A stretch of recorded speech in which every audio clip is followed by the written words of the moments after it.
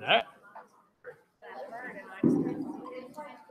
How's everybody seeing? A little loud, sorry.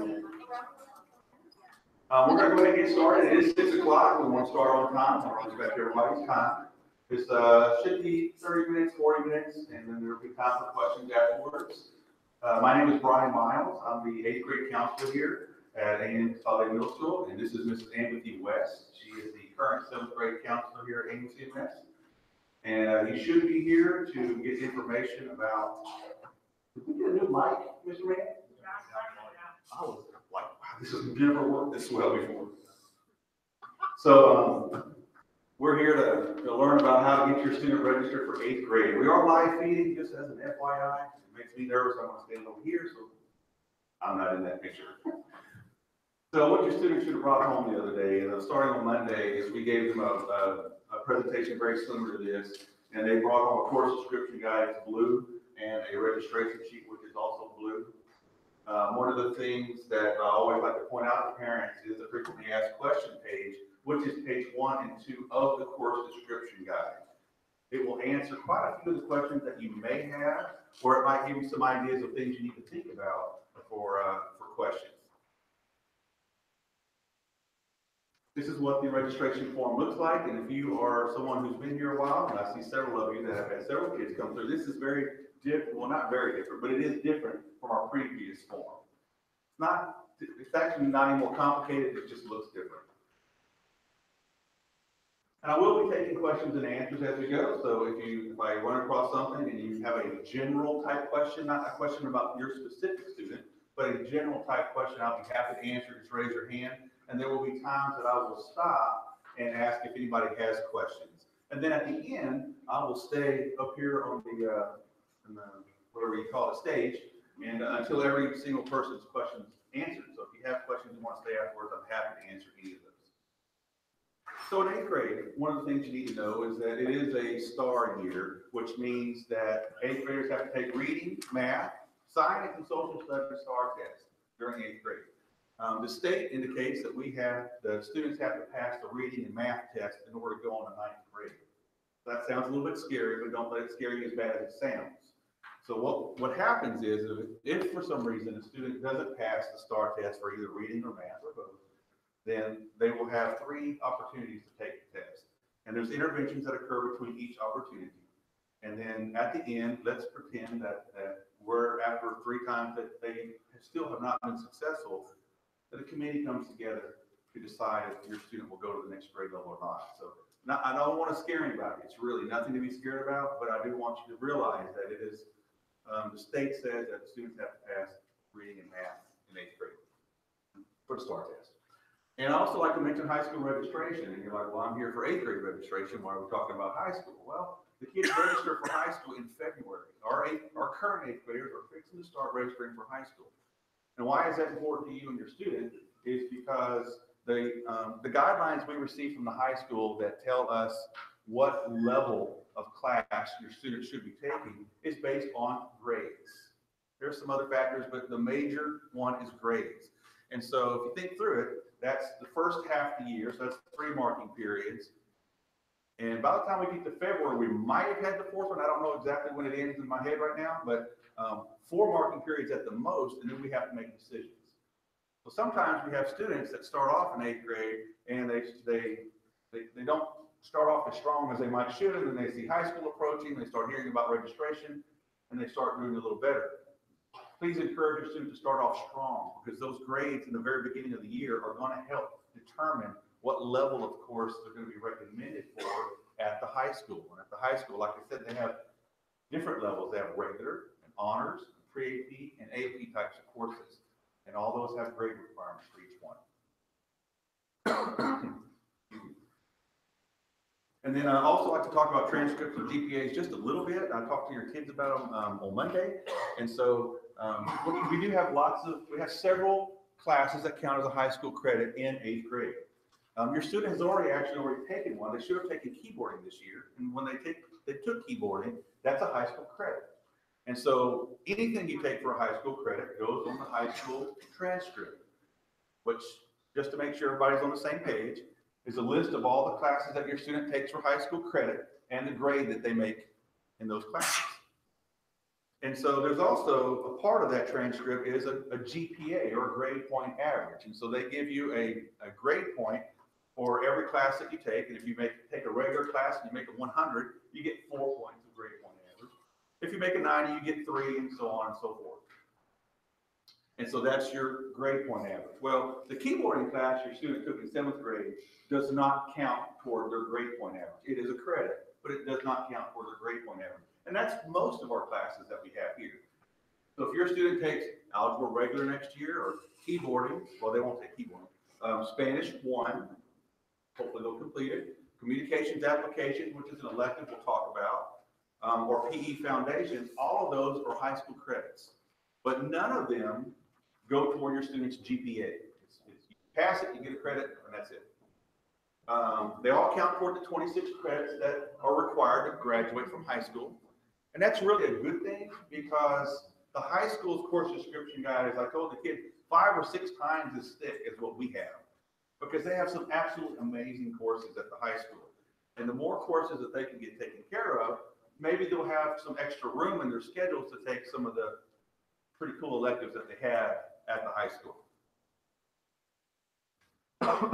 And there are some exceptions to the not on the GPA thing, and that's anything that has honors or pre-AP. If your student is taking Algebra 1 pre-AP, Geometry pre-AP, Spanish 2 or Spanish 3, those are classes that are recorded on the transcript and they count toward GPA, so they're even more important. Any questions about the high school? Yes, sir. Are they on the 5.0 scale? The classes, the honors and the pre-AP classes are on a 5.0 scale, and of course the other ones don't go toward GPA, so it's irrelevant. Good question, thank you. Now, the registration form, y'all know this, you're 8th grade parents. So 1 means the class lasts all year, like English and math and science and AV and choir and orchestra and band and yearbook and athletics. They're all 1-year classes. We do have a lot of half-year classes, and we have a new class that we're going to talk about. First time, I've been here 15 years, the first time we've offered a brand new class that we'll talk about in a few minutes. So all kids have to have 7 credits, and they have to have exactly 7 credits. They can't sign up for 6.5, and they can't sign up for 8. They have to sign up for exactly 7 credits. The required courses haven't changed. It's English, math, science, and United States history. There is a class called computer literacy. It is also required. Now, it is available in summer school, and we're going to talk more about that a little later, but these 4.5 credits are already on your student's form, and these are required. Now, if you'll notice on your student's form, there's not a place to mark advanced or anything like that on the form. We do have advanced math. I'm going to call it advanced math. It's not called that. And we have advanced English, okay? Those determinations will be made later in the year, and you'll be notified as parents, and students will be notified by teachers and by letter. So the one I want to talk about the most at this moment is if your student is in 7th grade advanced math. I'm going to repeat that because that part's important. If your student is in 7th grade advanced math, they will either take Algebra 1 regular or Algebra 1 pre-AP next year. Miles, my student's not in 7th grade advanced math. My student is in 7th grade regular math. Can they take algebra next year? And the answer is no. They will have to take 8th grade regular math. It's because of the curriculum that each of those classes cover. So we're going to talk about the Algebra 1 pre-AP for just a few minutes. And so there are some requirements to get into the class, and I'll explain why in just a few minutes. But these requirements are a basic skills test. If your student's in 7th grade advanced math, they will take this test during class time. I think it's the first week in February, maybe the second, but it's right there coming up. They have the grades is probably the most important indicator of success in the course, and we do look for a 90% or higher in the 1st, 2nd, 3rd, and 4th marking period. And then we have an MSTAR screener. It's an algebra screener. They do take it during class, and it's graded by either Tier 1 A or B, Tier 2 A or B, or Tier 3 A or B. That's the scores that they get. And so they need to be in Tier 1 in order to be recommended for the algebra. Well, Mr. Miles, this sounds all serious. And why all the stipulations on algebra pre-AP? Well, It is a course that goes on the transcript, because it's high school, and it goes toward their GPA, because it's a pre-AP course. And not every seventh grader will be in this course. I don't want to scare anybody off from it, because we have 5 sections, all 5 sections are full, and the kids do well. But you do need to know what you're getting into, because it's likely a more challenging class than your student may have had since they've been in school. Because the high school rules apply to this class. Okay, so what does that mean? High school rules are that test counts 75% of the total grade. Okay? So it weighs heavy on tests. If your student is not a strong test taker, they probably will not be recommended for this course. Tests can only be taken one time, and they take it, and whatever grade they get, that's the grade. There's no test corrections, there's no retest, and all the parents that are my age are thinking, yeah, that's all he had. But there's nothing like that, and that's what your students are used to. So there are no test corrections. You take the test one time, and that's what you get.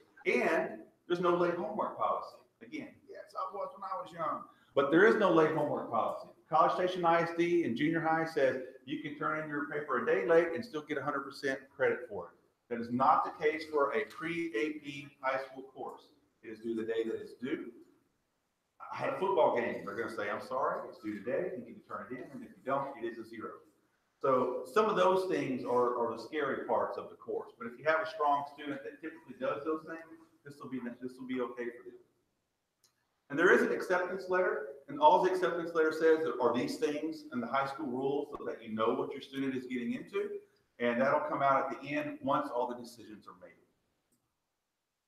Now, Algebra 1 regular, it is still an advanced course. It is still a high school 9th grade course, but it does not play by those same rules. If you take a test and you don't do well, you do have an opportunity to either retest or do corrections. And it does follow the College Station ISD homework policy, where you can turn it in a day late and still get 100%. It goes on the transcript, but does not go toward the GPA. And so going back to the pre-AP, it is on a 5-point scale, where regular algebra would normally be on a 4-point scale, but this one doesn't count toward your GPA. So, any questions about the algebra? Next up, Are you gonna hit geometry next? I'm going to. Okay. See that? I stuck this slide in here that says absolutely nothing to remind me to say something about geometry. And so if your student is already in Algebra 1 pre-AP, they will take Geometry pre-AP next year. There is no option. That is the class that they will take. So I hope that answers your question, because I don't have anything else to say about that one. Now, Advanced English is a little bit different. So Advanced English at our school is not a high school credit. Advanced English is, if your student is Advanced English right now and they're doing well, they'll be in Advanced English next year. You don't need to worry about that. If your student is in regular English right now and they're doing extremely well, their teacher may recommend them for advanced, and they would contact you and let you know. Those teachers will give us a list, and the counselors will go by the list that we receive, and that's what classes put your students in.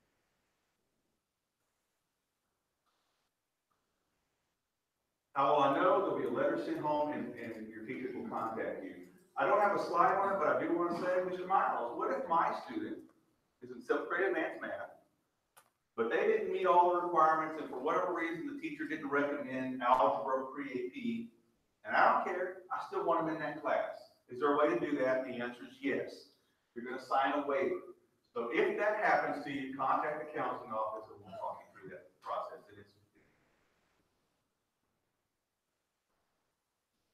Okay, going back to computer literacy. It is a required course for all 8th graders. There isn't. That's the other counselor's phone going on there. Notch 9 over there. I lost my train of thought. Oh, computer literacy. There's a placement test.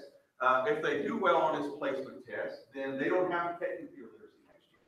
And it is simply a placement test. If they can take it, they walk in, they look at the paper and go, oh, no. And they leave, no harm, no foul. They take it, they make it 20, no harm, no foul. It's going to go away, okay? And so it's on April the 3rd or the 4th. There is an online registration. You can get to it through the counseling website, or you can get through it through Mrs. Jones, who is our computer literacy teacher, through her website. And we have paper copies in the counseling office if you're old school. And I am old school. There is still summer school, and we're going to talk about it in just a moment. By the way, the results of this placement test will be available prior to the registration for summer school. So your student can try this, and if they don't make it, then they can sign up for summer school. Because we're going to know the results of this really quickly after they take it, like 2 or 3 days.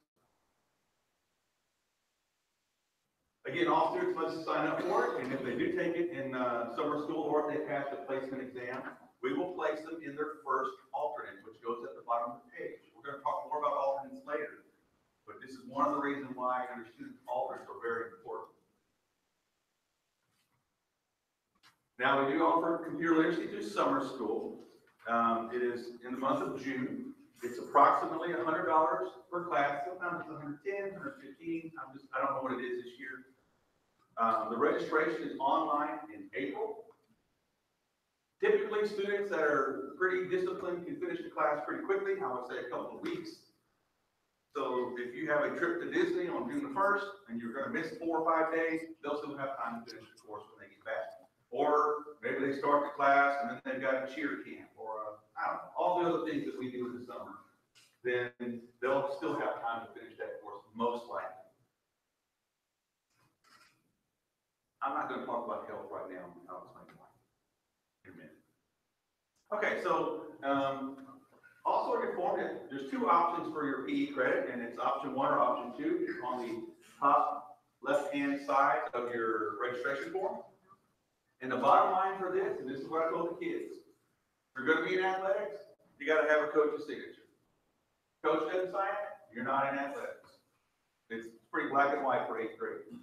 And so if your students, let's say that they get it signed by the coach, and then it's the day before you turn it in, and they have misplaced their document, I can't help that.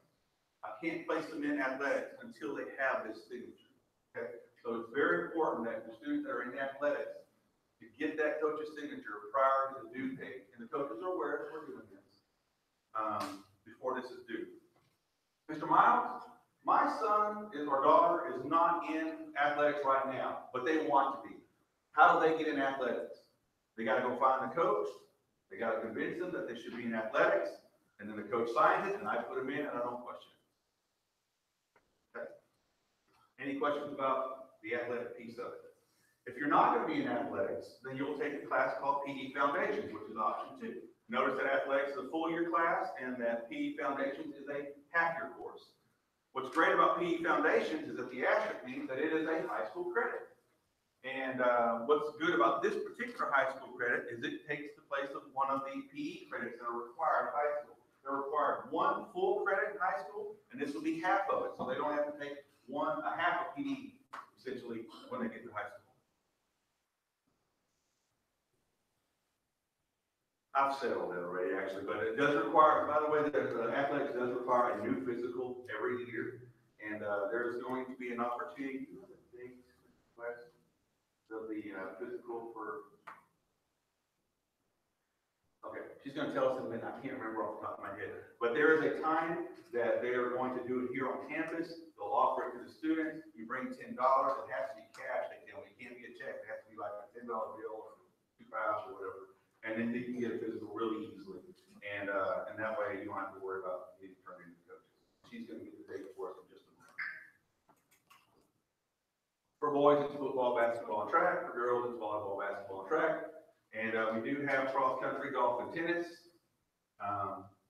Cross country is actually before school, not after school. It's the 25th of April. I'm sorry. April 25th. April 25th. Should be a counselor. Anyway, April 25th is the time, and they're going to do it during the school day. So let's pretend you have a student, they're going to do tennis, and they're going to do basketball, girls basketball. Then that student should be in athletics. If they're only going to do, say, cross country, then they don't have a need to be in the athletic.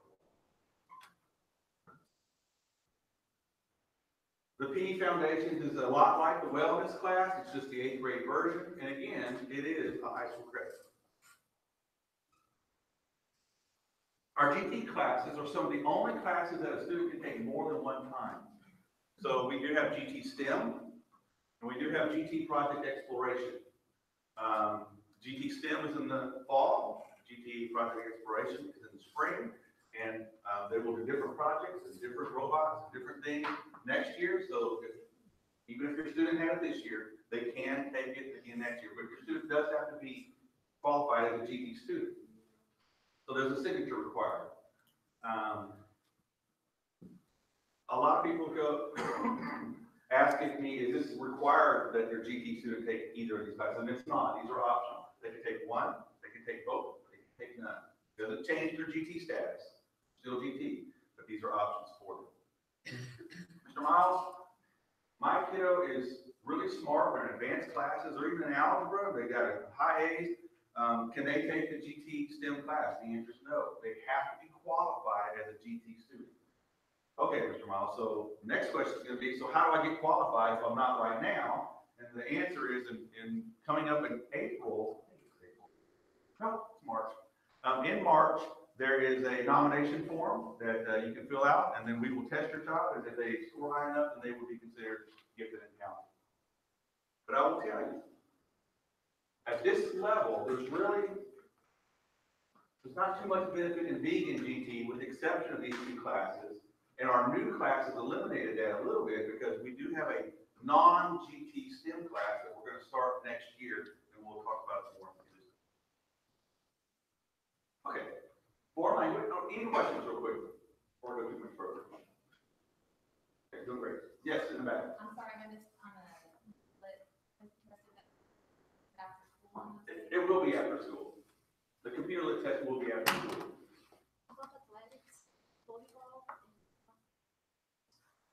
Can they do volleyball and not do athletics? The coach ain't gonna like that. Yeah, I'm gonna say no. They're really not gonna like that. Yes, ma'am.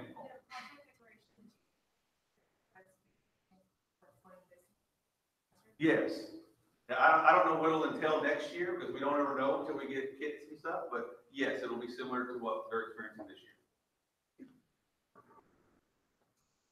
Oh, Spanish. Okay, Spanish.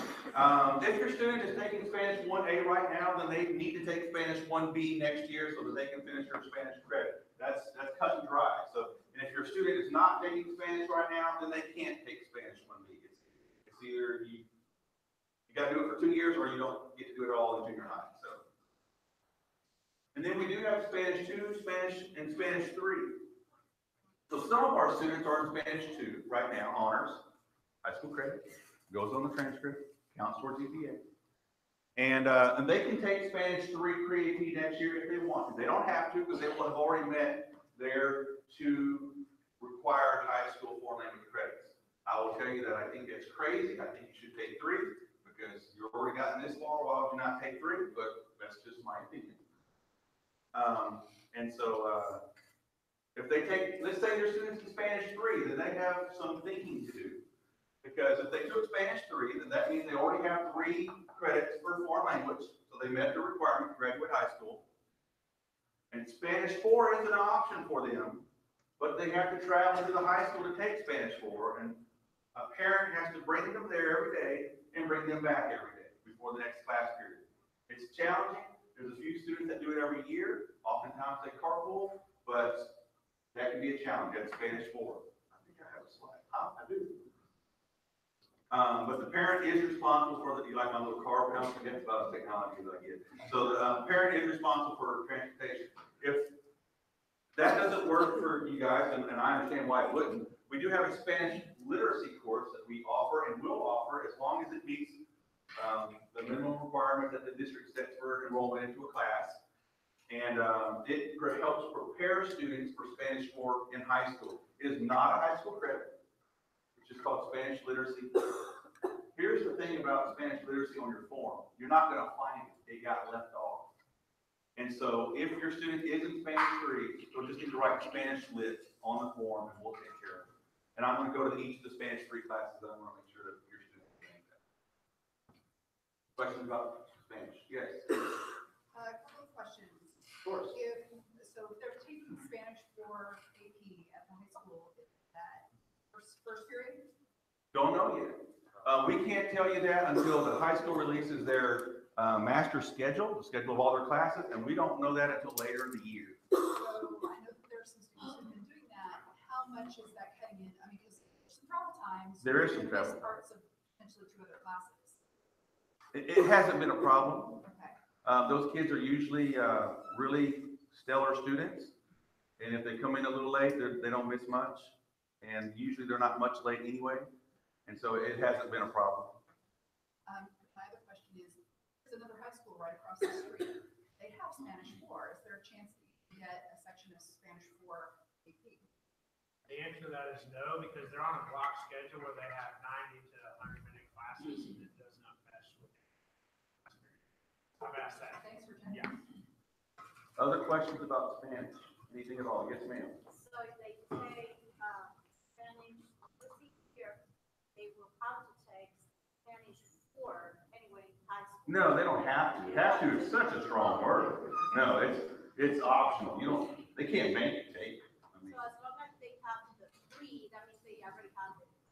that's correct. And if they want to take Spanish lit, don't go on. It's okay. No problem with that. Okay. Yes, ma'am. So whenever we're signing up for electives, if they are to go to the high school, does that mean that we don't get as many electives? We don't sign up? No, it still counts toward your 7.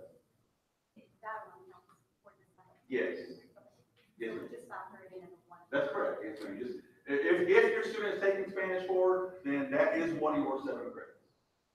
Okay. And so I'm gonna go ahead and go on for now, but if you catch me afterwards, we'll come back to Spanish if we need to. Music, fine art, we have orchestra, band, and choir. The only thing I need to say about this is that if your student is not currently in orchestra, it is too late to join orchestra.